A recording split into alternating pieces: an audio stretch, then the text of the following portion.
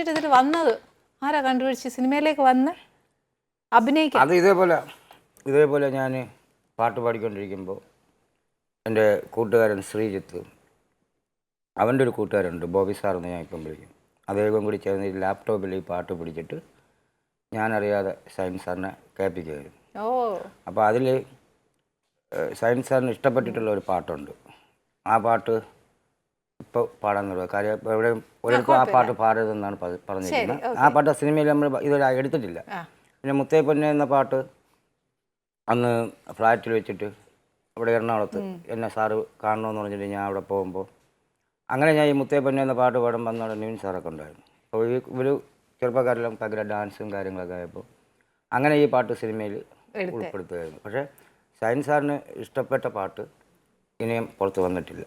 അത് പുറത്ത് ഇപ്പം എന്താ അറിയില്ല, സാറിനെ അറിയാവുള്ളൂ. ആ പാട്ട് വേറെ എങ്ങും പാടരുതെന്ന് പറഞ്ഞിട്ടുണ്ടല്ലോ.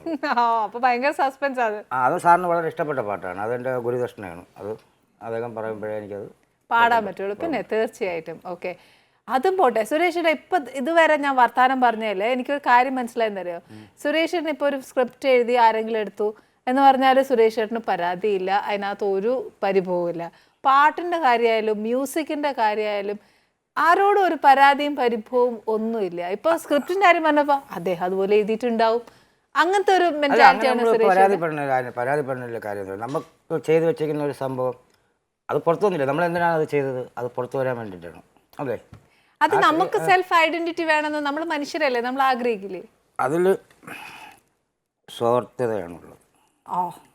നമ്മൾ ചെയ്ത സാധനം നമ്മുടെ പേരിലൂടെ തന്നെ അറിയപ്പെടണമെന്ന് പറയുന്നത് സ്വാർത്ഥതയല്ല. അല്ല, ഈശ്വരൻ നമുക്ക് അനുഗ്രഹിച്ച് ഓരോ അനുഗ്രഹങ്ങൾ തന്നിട്ടുണ്ടെങ്കിൽ നമ്മുടെ പേരിൽ അറിയപ്പെടാനല്ലേ അദ്ദേഹം നമുക്ക് ആ കഴിവ് തരുന്നത്. അദ്ദേഹം എനിക്ക് അതിനുള്ള സമയം തന്നല്ലോ, അപ്പോൾ ഞാൻ അറിയപ്പെട്ടല്ലോ. ഞാൻ വിട്ടു, ഞാൻ ചോദിക്കുന്നില്ല. നമ്മളിൽ ഒരു ആഗ്രഹം ഉണ്ടെങ്കിൽ, അത് തീവ്രമായ ആഗ്രഹമാണെങ്കിൽ, പ്രകൃതി ദൈവം അത് സാധിച്ചു തരുമെന്ന്. തീർച്ചയായിട്ടും അത് ഞാൻ സമ്മതിക്കുന്നു. അതെ, അപ്പം നമ്മൾ ചെയ്തതൊക്കെയും മറ്റാരുടെയും പേരിൽ അതങ്ങ് പുറത്തായിട്ടുണ്ടെങ്കിൽ നമ്മളെന്തിനാ സങ്കടപ്പെടുന്നത്? നമ്മൾ ചെയ്ത ഒരു കാര്യം അത് പുറത്തു വന്നു, അല്ല ആരുടെ പേരിലായാലും എന്താ? പക്ഷെ മനുഷ്യനല്ലേ സുരേഷ്, എല്ലാവരും ഇപ്പം 100,000 പ്രേക്ഷകർക്കോ അല്ലെങ്കിൽ ആ പാട്ട് കേൾക്കുന്ന ശ്രോതാക്കൾക്കോ മറ്റാളുടെ പേരാണ് മനസ്സിലുള്ളതെങ്കിലും അയാൾക്കറിയാമല്ലോ അത് ആരുടേതാണെന്ന്. അറിയാമല്ലോ. അപ്പോൾ അയാൾക്ക് കിട്ടുന്ന എല്ലാ അംഗീകാരവും നമുക്ക് കിട്ടുന്ന അംഗീകാരമല്ലേ? അയാൾക്കറിയാമല്ലോ. ഞാൻ അങ്ങനെ കരുതിയിട്ടുള്ളൂ. ഇപ്പോൾ ഈ മലഞ്ചിക്കാടെന്ന് പറഞ്ഞ പാട്ട് ഞങ്ങളന്ന് ആൽബം ഈ കാസറ്റായിട്ട് ഇറക്കണമെന്നുള്ള താല്പര്യമായിട്ട് നടക്കുമ്പോൾ അന്ന് ആ പാട്ട് പാടിയത് വിനോദ് എന്ന് പറഞ്ഞ എൻ്റെ ഒരു കൂട്ടുകാരനാണ്. ട്രാക്കായിട്ടാണ് അത് പിന്നീട് എടുത്തത്. ഈ സിനിമയ്ക്ക് വേണ്ടിയിട്ട് അവനെ കൊണ്ട് പാടിപ്പിക്കണമെന്ന് എനിക്ക് ഭയങ്കര ആഗ്രഹമായിരുന്നു. പക്ഷേ ഇവർക്കൊക്കെ എൻ്റെ ശബ്ദം മതി. പാടുന്ന കഥാപാത്രം ഞാനും കൂടി ആയതുകൊണ്ട് അത് ചേർന്ന് പോകുന്നത് കറക്റ്റ്, ആ സിങ്ക് കറക്റ്റ് ആയിരിക്കും. ഇപ്പം അതുകൊണ്ട് ഒരു ഭയങ്കര കടമെന്ന് വെച്ച് കഴിഞ്ഞാൽ ഇനി ഇവന് വേണ്ടിയിട്ട് ഒരു പാട്ടുണ്ടാകണം, പാടിക്കാൻ വേണ്ടിയിട്ട്. അവൻ ഭയങ്കര ഭക്തിഗാനം, അവൻ ഈ ശാസ്ത്രീയ സംഗീതം പഠിച്ചിട്ടുള്ള ആളാണ്. ശരി, അപ്പോൾ അവർ ഭയങ്കര ഭക്തിഗാനവും സംഗീതവും. അപ്പൊ സുരേഷ് ഏട്ടാ ഈ പാട്ട് കേട്ടു, സാറ് കേട്ടു, അപ്പൊ സുരേഷ് ഏട്ടനോട് ചോദിച്ചു അഭിനയിക്കുന്നതെന്ന്? അത് കഴിഞ്ഞിട്ടാണ് സുരേഷ് ഏട്ടൻ അപ്പൊ വിചാരിച്ചു പാട്ട് മാത്രം എടുക്കാൻ വിളിച്ചത്. അഭിനയിക്കാമോ എന്നാണ് ചോദിച്ചത് സാർ എന്നോട്. അഭിനയിക്കുന്നൊന്നുമല്ല, അഭിനയിക്കാമോ എന്നാണ് ചോദിച്ചത്. ഞാൻ ആദ്യം എനിക്ക് പറ്റില്ല എന്ന് പൂർണ്ണമായിട്ടും പറഞ്ഞില്ല, എങ്കിലും അത് ഏറ്റെടുക്കാൻ എനിക്കൊരു കാര്യം. ഒരിക്കലും ഒരു അഭിനേതാവാകണമെന്ന് ആഗ്രഹിക്കുന്ന ആളല്ല ഞാൻ. സിനിമയിൽ ഏറ്റവും കൂടുതൽ ആകാൻ ആഗ്രഹിക്കുന്നത് ഒരു സഹസംവിധായകനാണ്. സഹസംവിധായകൻ എന്ന് പറയുമ്പോൾ ഞാൻ ഇപ്പോൾ സംവിധായകനാവാൻ പോവുകയാണ്. ദി ഏഞ്ചൽ ഗാങ് എന്ന് പറയുന്ന കുട്ടികളുടെ ഒരു സിനിമയാണ് ഞാൻ സംഗീതം. അതിൻ്റെ 2 സോങ് റെക്കോർഡിങ് കഴിഞ്ഞു. അതിൻ്റെ സ്ക്രിപ്റ്റ് എഴുതിയിട്ടുള്ളത് ഞാനാണ്. അതിപ്പോൾ ഷൈൻ സാറിൻ്റെ കയ്യിലാണ്. അദ്ദേഹം അത് എന്തൊക്കെയോ തിരുത്തിക്കൊണ്ടിരിക്കുകയാണ്. ഡയറക്ഷൻ ആവണമെന്ന് ഞാൻ ആഗ്രഹിച്ച ആളല്ല ഒരിക്കലും. ശരിക്കും സഹസംവിധായകനാവണം. സഹസംവിധായകൻ എന്ന് പറഞ്ഞാൽ എന്താണ്?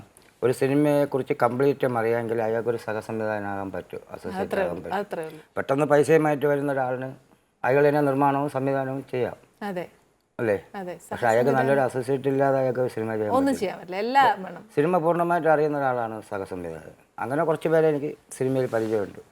ബേബി പണിക്കറുണ്ട്, വാവ കൊട്ടാരക്കരയുണ്ട്, അങ്ങനെ കുറേ പേര്, ഒരു ഷാജഹാനുണ്ട്, അങ്ങനെ കുറേ പേരെ എനിക്കറിയാം. അപ്പോൾ അവരെ പോലെയൊക്കെ ഒരു ആവണം എന്നായിരുന്നു. കാര്യം എന്ന് വെച്ചാൽ സഹസംവിധായകർക്ക് വർഷത്തിൽ എപ്പോഴും ലൊക്കേഷനിൽ ചുറ്റിപ്പറ്റി നിൽക്കാം പല സംവിധായകരുടെ കൂടെ.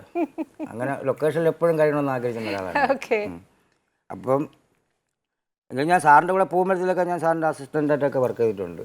പൂമരത്തിലും പിന്നെ മാർട്ടിൻ പ്രക്കാട് സാറിൻ്റെ സിനിമയിലൊക്കെ കുറച്ചൊക്കെ അവരറിയാതൊക്കെ ഞാൻ ചെയ്തിട്ടുണ്ട്. ഇനിയിപ്പോൾ സിനിമ ഡയറക്റ്റ് ചെയ്യാൻ പോവുകയാണ്. ശരി. അപ്പം അഭിനയിക്കുക വെച്ചാൽ പൂർണ്ണമായിട്ട് സമ്മതിച്ചില്ല, സഹസംവിധായകനാകാനായിരുന്നു ഇഷ്ടം. അപ്പൊ എപ്പോഴും സമ്മതമോ ചെയ്യാമെന്ന് പറഞ്ഞു? അപ്പൊ തന്നെ ഞാൻ വേണോ സാറേ വേണോ അപ്പം എങ്കിൽ പാട്ട് ഉൾപ്പെടുത്താൻ പറ്റുമോ എന്ന് പറഞ്ഞു സിനിമയിൽ. അപ്പം പെട്ടെന്ന് തന്നെ എനിക്ക് എന്ത് കാര്യം പെട്ടെന്ന് സ്ട്രൈക്ക് ചെയ്യും എന്നെ സംബന്ധിച്ചിടത്തോളം. അപ്പോൾ ഞാൻ പാട്ടെങ്കിലും ഉൾപ്പെടുത്താൻ പറ്റുള്ളെങ്കിൽ ശരി, അപ്പോൾ അതിൽ നടക്കുന്ന കാര്യമല്ലെങ്കിൽ പാട്ടെങ്കിലും വരട്ടെ സിനിമയിൽ എന്ന് വിചാരിച്ച് ശരി സമ്മതിച്ചു. പിന്നെ ആ സിനിമയിൽ ഞാൻ ചെയ്തതും കാണിച്ചതൊക്കെ സാർ എനിക്ക് കാണിച്ചു തന്നതാണ്. അദ്ദേഹം മുറിക്കകത്ത് കൊണ്ടുപോയി ഇങ്ങനെ നിൽക്കണം, ചൊറിയണം വയ്ക്കുമ്പോൾ ഇങ്ങനെ നിൽക്കണം എന്നൊക്കെ സയൻസ് സാർ കാണിച്ചു തന്ന കാര്യങ്ങൾ ഞാൻ അത് ക്യാമറയുടെ മുന്നിൽ ആവർത്തിച്ചെന്നേ ഉള്ളൂ. പക്ഷെ അതിൻ്റെ കംപ്ലീറ്റ് ക്രെഡിറ്റും സാറിന് തന്നെയാണ്. ഓക്കെ. ഇപ്പോൾ വലിയ സെലിബ്രിറ്റി ആയി ചേട്ടാ. അപ്പോൾ തിരിച്ച് നമ്മുടെ അരിസ്റ്റോ ജംഗ്ഷനിൽ ചെയ്യുമ്പോൾ ചേട്ടൻ്റെ കൂട്ടുകാർ ഇവരുടെയൊക്കെ റെസ്പോൺസും ചേട്ടൻ പഴയ പോലെ അവരോടൊത്ത് നടക്കുകയും ഒക്കെ ഉണ്ട്? അന്നും എനിക്ക് ഇഷ്ടമുള്ള കൂട്ടുകാരെ കൂടെ ഞാൻ നടക്കത്തുള്ളൂ. ഇന്നും അങ്ങനെ തന്നെയാണ്. ആ കൂട്ടത്തിൽ കൂട്ടുകാർക്ക് ഇപ്പം ആൾക്കാർ തിരിച്ചറിയും ചേട്ടൻ ഇപ്പം ഇഷ്ടംപോലെ ഫാൻസാണ്. ഇല്ലാത്ത എനിക്കൊന്ന് യൂത്തിലെ കുട്ടികളും എല്ലാം അതിനകത്ത് ഏജ് ഇല്ല, അതുപോലെ ഫാൻസാണ് ചേട്ടന്. അതൊക്കെ ഭാഗ്യമായിട്ട് തീർച്ചയായിട്ടും. പിന്നെ അപ്പൊ അവരുടെയൊക്കെ മുന്നിൽ സെൽഫി എടുക്കുമ്പോഴും ഒക്കെ നമ്മുടെ ജീവിതത്തിന് തന്നെ ഒരു ചേഞ്ച് അല്ലേ ശരിക്കും നടന്നത്? അതെ. അത് ചേട്ടൻ എങ്ങനെ നോക്കിക്കാരുന്നേ? ഞാൻ വളരെ പ്രാർത്ഥനയോടുകൂടി ഇഷ്ടപ്പെടുന്ന ഒരു കാര്യമാണ്. എനിക്ക് വളരെ സന്തോഷമുണ്ട്, സംതൃപ്തിയുണ്ട്. ഞാനിപ്പോൾ സന്തുഷ്ടനാണ് എന്ന് പറയുന്നത് ശരി. അതിലൊക്കെ വളരെ എന്താ പറയുക, ഞാൻ നേരത്തെ പറഞ്ഞ പോലെ ഇതൊക്കെ നമുക്ക് ദൈവം കൊണ്ട് തരുന്നതാണ്. ഇപ്പം എത്രയോ കഴിവുള്ളവർ വേറെ ഉണ്ട്.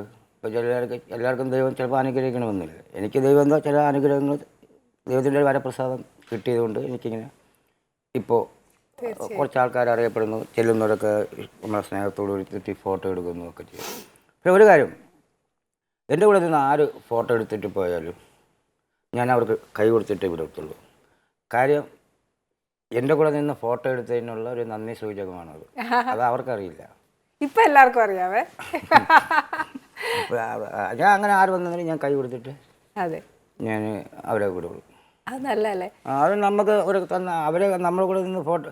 ഈ അടുത്ത കാലത്ത് ഞാൻ നടൻ്റെ പേരൊന്നും പറയില്ല, ഒരു നടൻ്റെ കൂടെ നിന്ന് പത്തനംതിട്ടയ്ക്ക് അടുത്തുള്ള ഒരു പയ്യൻ ഒരു സെൽഫി എടുത്തു.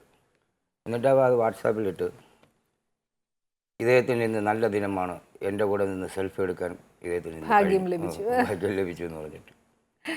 അത് ശരിക്കും അങ്ങ് പറഞ്ഞത് കറക്റ്റ് തന്നെയാണ്. നമ്മൾ ഒരാളല്ലേ ഉള്ളൂ, നമ്മൾ ഒരാളല്ലേ ഉള്ളൂ. എത്രയോ പേര് നമ്മുടെ കൂടെ നിന്ന് എടുക്കുന്നു. ചിലപ്പോൾ ഇന്ന് ഫോട്ടോ എടുക്കുന്നവരെ നമ്മൾ പിന്നീട് കണ്ടെന്ന് തന്നെ വരില്ല, ഒത്തിരി പേര്. പക്ഷെ ഞാനും എൻ്റെ ഫോട്ടോ എടുക്കുന്നവരൊക്കെ കുറേ പേരൊക്കെ അത് അയച്ചു തരാറുണ്ട്. കുട്ടികളാണ് എൻ്റെ കൂടെ നിന്ന് ഫോട്ടോ എടുത്താൽ എനിക്ക് അത് സൗകര്യമുള്ള സ്ഥലമാണ്, സമയമാണ്, ക്യാമറ ഓഫ് അല്ലെങ്കിൽ ഞാൻ അവരുടെ കൂടെ നിന്ന് എൻ്റെ മൊബൈലിൽ ഫോട്ടോ എടുത്തിട്ട് കുഞ്ഞുങ്ങൾക്കൊരു സന്തോഷം ഞാൻ അവരെ വിടത്തുള്ളൂ. ശരിയാ. ഇനി എന്നാ ചേട്ടാ ഷൂട്ട് തുടങ്ങുന്ന ഈ ഏഞ്ചലിൻ്റെ പടം? ഏഞ്ചലിൻ്റെ പടം മാർച്ചിൽ തുടങ്ങാനായിരുന്നു ഞാൻ സാറിനോട് പറഞ്ഞിരുന്നത്. അപ്പോൾ അത് ആനിമേഷൻ്റെ കുറേ കാര്യങ്ങളുണ്ട് അതിൽ. അനിമേഷനും ഗ്രാഫിക്സും ഒക്കെ അത് കുട്ടികളുടെ സിനിമയാകുമ്പോൾ അത് കുറച്ച് അത്യാവശ്യമായ ഘടകങ്ങളാണ്. പക്ഷേ എന്ന് കരുതി അതൊരു തീരെ കുട്ടികളുടെ സിനിമയല്ല, മുതിർന്നവർക്കും അതിൽ മനസ്സിലാക്കേണ്ട ഒരുപാട് കാര്യങ്ങൾ. അപ്പോൾ അതിൻ്റെ വർക്ക് ഒക്കെ ആയിട്ട് സാറിപ്പോൾ ബോംബെയിലെങ്ങാണ്ട് ഒരു ഹിന്ദി പടത്തിൻ്റെ എന്തോ വർക്കിന് പോയിരുന്നു. അപ്പോൾ സാറ് വന്നിട്ട് അപ്പോൾ സ്ക്രിപ്റ്റ് സാറിൻ്റെ കയ്യിലാണ്. അദ്ദേഹത്തിന് അത് ഇഷ്ടപ്പെട്ടു എന്ന് പറഞ്ഞത് തന്നെ വളരെ വലിയ കാര്യമാണ്. ഒന്നുകൂടെ വായിക്കണമെന്നും പറഞ്ഞു എന്നോട്. അരുണെ ഒരു കാര്യം വായിച്ചിട്ട് അത് പിന്നെ ഒന്നുകൂടി വായിക്കണമെന്ന് പറയുമ്പോൾ അതിൽ താല്പര്യമുള്ളതുകൊണ്ടാണല്ലോ. അതെ, തീർച്ചയായിട്ടും. അപ്പം അങ്ങനെ ഒന്നുകൂടി വായിക്കാൻ വേണ്ടിയിട്ട് സാറിന് ഞാൻ സമയം കൊടുത്തിരിക്കുക. അങ്ങനെ